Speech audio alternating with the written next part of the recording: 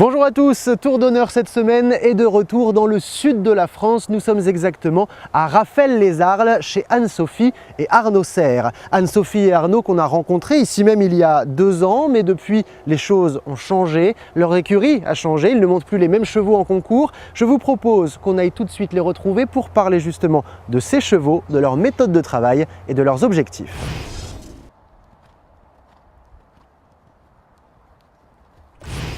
Et j'ai donc retrouvé Anne-Sophie et Arnaud. Bonjour à tous les deux. Merci de nous recevoir une deuxième fois chez vous, parce qu'on s'est vu il y a à peu près 2 ans. Ça fait plaisir de vous retrouver. Nous aussi, ça fait plaisir. Ça nous fait plaisir de t'accueillir une nouvelle fois. Alors on ne s'est pas beaucoup vu cette année sur les terrains de concours, parce que malheureusement vous avez fait des concours sur lesquels nous on n'était pas, tout ça, mais il y a quand même eu une bonne saison. Alors on va commencer par Anne-Sophie, on va être galant. Et la bonne saison elle se termine surtout par un titre à Saumur, de championne de France Pro 1 avec Rossini. Ça a été une saison qui a été très brève parce que si j'ai commencé cette saison par les 2 concours, le Sprint Tour de Vidauban et ensuite le CDI de Saumur, je me suis arrêtée là. Ouais. J'ai mis à profit cette période de break pour les travailler et peaufiner ce qui devait l'être. Et ça a payé puisqu'en fin de saison, Rossini m'a offert ce titre de championne de France. Donc, il fallait à ce moment-là s'arrêter un peu, remettre les choses en ordre. Il y avait des choses qui n'allaient pas, des réglages qui ne correspondaient pas et il fallait prendre le temps de remettre ça correctement pour repartir sur des bases saines. Et puis voilà, quand ça va pas, il faut savoir faire marche arrière, il faut mieux revenir après. C'est ce qui s'est produit, donc je suis très contente. Et en revanche, Arnaud, pendant ce temps-là, toi tu as tourné, toi. Du concours. Toi, tu as fait pas mal de concours cette saison avec Robinson. Robinson, À Robinson de Lafont, il a 8 ans. Toi, tu es allé aussi jusqu'au championnat, mais finalement, au championnat, tu as décidé de ne pas aller au bout du championnat. Est-ce que c'est parce qu'il y a eu justement une saison qui était très importante On a fait le début de saison était normalement pour former. C'était une année de transition pour le cheval, pour le former sur le Grand Prix. Et donc on a commencé pareil en même temps qu'Anne-Sophie au Sprint Tour et Saumur. Et le cheval était sur les 8-10 ans. Donc il est repris en intermédiaire de Grand Prix. Et le cheval s'est plutôt très bien comporté au fur et à mesure des concours. Et on a décidé après, malgré nous, de faire le CDIO de Vidauban parce qu'il y a eu des défections un peu de tout le monde. Et le cheval s'est plutôt bien comporté au CDIO de Vidauban. Et le cheval était très très bien donc après ça. Donc on a décidé de faire Pompadour. Parce qu'on aime bien ce concours. Et à Pompadour, le cheval était vraiment top. Il fait un super Grand Prix. Il y avait des victoires, il y a des très bonnes notes. Voilà. Donc j'ai fait les Marseillais sur les 2 reprises, sur le Grand Prix spécial. Et donc après ça s'est un peu vite bousculé parce qu'il y avait le championnat d'Europe. Peut-être il fallait aller à Fritzen pour jouer la qualif. Et donc on a décidé de ne pas faire Fritzen parce que c'était trop pour le cheval, trop rapproché de Pompadour. Et puis le déplacement jusqu'en Autriche, tout ça, donc ça faisait beaucoup. On a beaucoup. décidé avec la Fédé, Yann et Anne-Sophie d'aller à Deauville pour voir le cheval s'il pouvait répéter une performance à Deauville. Donc à Deauville, le cheval s'est bien comporté aussi, on était très très satisfait du cheval. Et du coup, le cheval a été réserviste pour le championnat d'Europe. On ne voulait pas vraiment faire le championnat de France. Pour le cheval, on pensait que c'était un peu trop tôt. Le cheval est jeune. L'objectif du cheval, cette année, c'était même pas de faire ça. Oui, les objectifs sont derrière. On va y revenir après, mais plutôt pour les 3 années qui arrivent. Voilà. Donc là, on a dit non, c'est peut-être pas constructif pour le cheval, ni pour moi, parce que on n'était pas bien tous les deux, on était un peu agacés, donc c'était mieux de descendre la pression et de retravailler. Là, on a tout l'hiver pour retravailler tranquillement, et parce qu'on a une échéance l'année prochaine qui est super importante. Alors justement, vous en êtes finalement à peu près au même point tous les deux avec vos 2 chevaux de tête, avec Rossini, avec Robinson. Vous pouvez maintenant avancer ensemble aussi vers ces objectifs. J'imagine que c'est des objectifs communs. Ce sont des objectifs communs, tout à fait. Maintenant, je pense que Arnaud me rejoindra sûrement sur ce point. On fera en fonction des chevaux plus que de nos envies. En fait, c'est vrai qu'on aspire tous les deux à, comme beaucoup d'autres cavaliers français, à rentrer dans l'équipe, à représenter la France. Vous l'avez fait en plus déjà tous les deux. On aimerait le refaire. Et c'est compréhensible, mais je pense que la priorité c'est quand même le cheval, le bien-être du cheval et puis la notion de couple que l'on forme avec lui. Et on ne peut pas faire l'impasse là-dessus. Donc pour vous deux, finalement, l'objectif le vrai objectif, c'est les JO de Rio. Oui. Ce sera 2016. Oui. Ce qu'il y a avant, c'est des étapes intermédiaires, mais on n'est pas... En mettant quand même un point quand même en France l'année prochaine. D'accord. C'est quand même les Jeux mondiaux en Normandie. C'est sûr que on a vraiment envie de le faire. Ça, on a envie d'être au mieux possible, de représenter la France et de montrer que la France commence à sortir la tête de l'eau et qu'on arrive et qu'on a des cavaliers, des chevaux en France, des partenaires qui nous aident et on a envie d'avancer et d'être présent, ça c'est certain. On parle d'objectifs, on parle de travail aussi pour arriver à ces objectifs-là. Alors le travail, on va en reparler dans quelques instants, puisqu'on va parler du travail de vos chevaux, comment vous travaillez vos chevaux, parce que vous avez des chevaux très différents. Alors ce que je vous propose, c'est qu'on fait une courte pause, on part tout de suite à Vérone en Italie pour voir ce qui s'est passé lors de l'étape Coupe du Monde et on se retrouve juste après pour parler travail.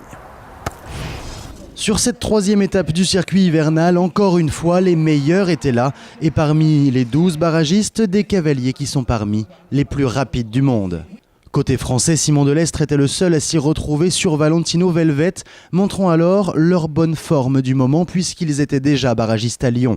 Simon Delestre, cette fois, ne prend pas tous les risques et boucle de nouveau un tour sans pénalité. En 46 secondes 78, ce sera la 5e place à l'arrivée. Et au classement Coupe du Monde, c'est une 6e place au classement provisoire, alors que Patrice Delaveau, auteur de 4 points sur le tour initial, est lui pour l'instant 4e. Mais sur la piste de Vérone, il fallait donc aller plus vite pour s'imposer. Même s'il en donne rarement l'impression, Christian Allman sait le faire et ici avec Aragon Z, il le prouve encore une fois. Toutes les trajectoires sont gérées à la perfection, à l'arrivée 44 secondes 38 et la tête au provisoire. Mais l'Allemand peut trembler car le vainqueur de l'étape d'Oslo à qui tout réussit cette année s'élance le dernier. Avec Ursula 12, Scott Brash est bien décidé à remporter sa 2e étape et le suspense dure jusque sur la ligne d'arrivée.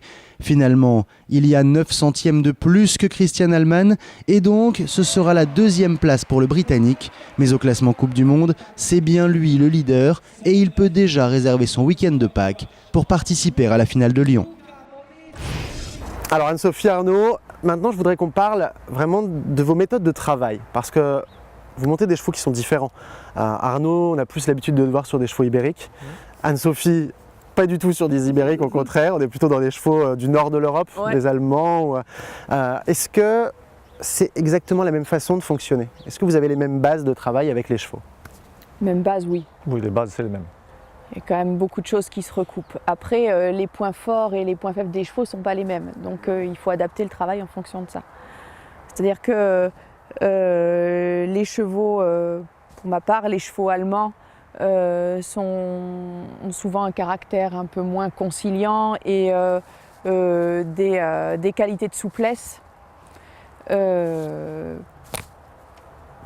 qui ne sont pas les mêmes que celles de l'ibérique. Donc il faut axer davantage le travail là-dessus, la décontraction, la souplesse dans la base d'encolure, travailler beaucoup sur les sessions à la jambe, travailler avec peu de plis, passer un peu flexion à l'autre, travailler toujours énormément sur le passage du dos et la souplesse générale du corps du cheval. Alors que la souplesse, on le voit notamment avec Robinson, hein, ça c'est pas le problème des chevaux ibériques. C'est un problème qui... Disons qu'il ne faut pas aller trop loin dans la souplesse, quoi. C'est comme c'est des chevaux qui sont très souples, après on a des problèmes pour les tendre. Ouais. Voilà. Donc, après, dans la base de travail, pour en revenir au départ, on est quand même un peu toujours dans l'échelle de progression. Qualité du contact, correction de l'allure et souplesse du dos. Quelle que soit la race. Ça, c'est important parce que les juges veulent ça. La qualité du contact, c'est super important. Et la manière dont fonctionne le dos et la qualité de l'allure. Donc là, on est obligé de travailler ces points-là, quelle que soit la race. Après, c'est certain que moi, j'aime les ibériques. Alors, j'aime les espagnols et les lusitaniens. J'ai peut-être un peu plus de préférence pour le lusitanien, même si Elio était un espagnol, mais puisque c'est un cheval qui a un peu plus de, je trouve, un peu plus de force. Mais ça reste mon avis, hein, mais après chaque cheval d'une race, d'un espagnol ou lusitanien est tellement différent que il ne faut pas généraliser.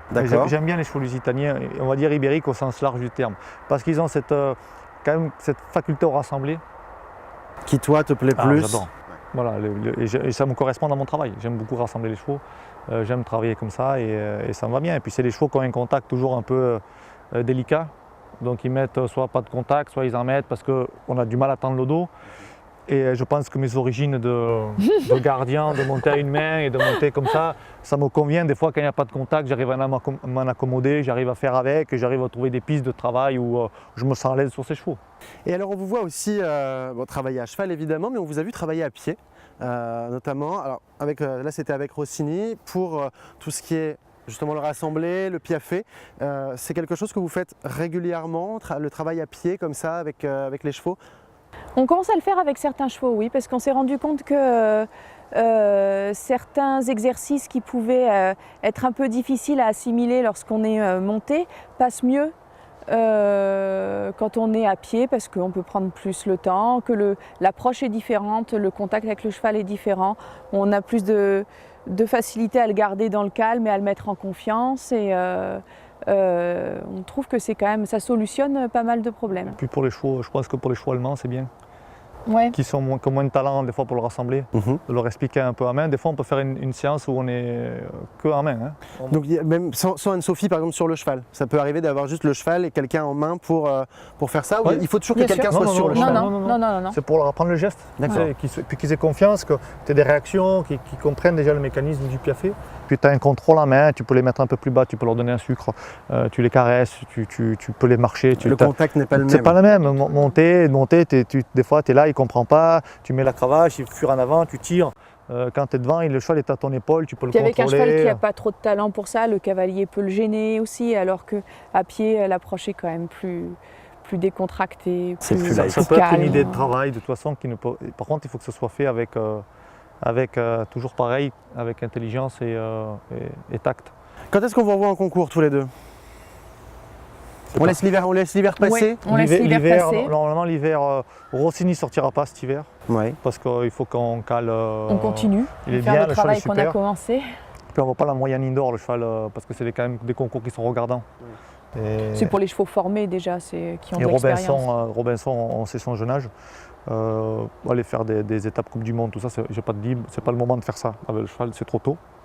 Donc vraisemblablement le Sprint Tour l'année Prends prochaine. à Vidauban. À Vidauban, le Sprint Tour, d'accord. ouais. Et après, on verra avec Yann, la DTN et nous, un petit peu quel objectif pour aller. On va partir des Jeux mondiaux et on va voir un peu Après, on va revenir en arrière. Quel calendrier on va faire pour les chevaux et pour qu'ils soient, pour pas leur tirer dessus, qu'ils soient bien, que nous, ça nous corresponde aussi.